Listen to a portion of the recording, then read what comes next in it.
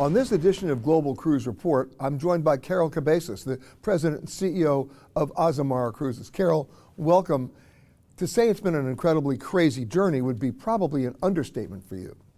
That's right. It's been a tremendous journey. It's not over, but it is in a tremendous place considering where we were last year. I mean, to think that so many ships across the industry already in the water, a majority of the industry will be operating by the end of the year. And so all of that points to the optimism that travel by cruise is accepted. It's understood that it is a safe, wonderful way to travel, and we're looking forward to continuing.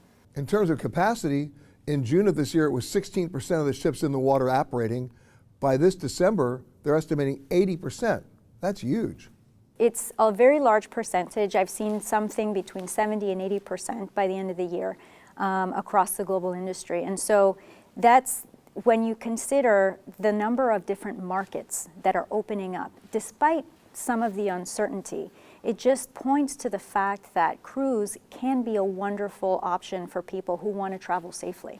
You're probably in an enviable position because you operate relatively smaller ships where the social distancing is essentially baked in. It absolutely is. You're traveling with hundreds, not thousands. When the guests are arriving, we want to make sure they feel like they are in the healthiest environment they can find themselves in. So you have 100% vaccination compliance? That's correct. The crew is entirely vaccinated. The officers, the guests are all vaccinated and tested before joining the vessel. Well, beware of the law of unintended consequences. You had a lot of time to think. Give me an example of where you overthought and you had to say, wait a minute, this is crazy, let's stop that right now. Absolutely. When you think about the level of sanitization on board the ships and the air filtration, it could get to levels where people aren't enjoying themselves because of an experience being too intrusive. And so we had to sit back and say, what is really impacting the health of our guests and accommodate the experience in that way, rather than just doing it for the sake of feeling like we're making it healthy. Give me an example. Yeah, so when we were going through the planning of dining and the way that we clean, we had to say, let's scale back from an extreme sanitization between each turn and rather focus on the things that make a difference. Keeping the mask on at the right time, double masking the crew when they're in food and beverage areas where guests will have to take their masks off. So the crew is going to be wearing their masks all the time, no matter what? The crew is always wearing their masks, and I've asked them to wear a double mask whenever the guests are not wearing their masks for meal times. Okay, so what happened to the buffet? We did a couple of things. So at breakfast and lunch, our crew is serving the guests. They still come through and they can still select anything they'd like to eat, but it's being served for them. In the evening, we've created a very casual, fast casual type of experience that the guests are loving because they can come in. It can be quick if they'd like it to be, but it's safe. They're not serving themselves. So the buffet never went away? It doesn't go away. It just adapts. And then at dinner time, we've created more of a fast casual concept where they can come in.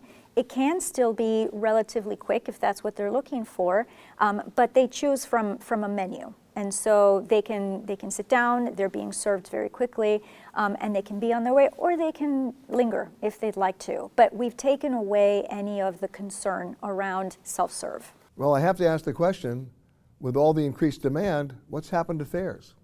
So we've been able to maintain our pricing at a level that we feel is commensurate with the service that we're delivering. So you're not discounting? We're not. It's something that we feel it's an experience that merits the fares that we charge, and not to mention there are tremendous expenses that we've taken on since the beginning of the pandemic. And are you filling the ships?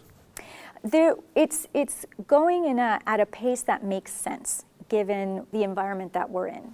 Delta, people feel a little bit more hesitant, but when you look out into 2022, there's a tremendous amount of healthy demand. I think of it almost as a Last Supper approach. You know, if we don't go now, we're never going to go.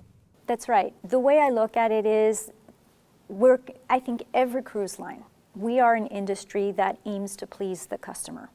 And whether folks are looking to have a certain experience that they thought was pre-pandemic, I feel like the guests coming on board are raving that it is just as great an experience. So for any customer that felt like maybe not now because things have changed, I have to wear a mask here or there, people are loving it anyway on board. And so whether you're comfortable doing it now or if you want to sit on the sidelines a little bit longer, there are wonderful options. And cruise is a vital part of travel.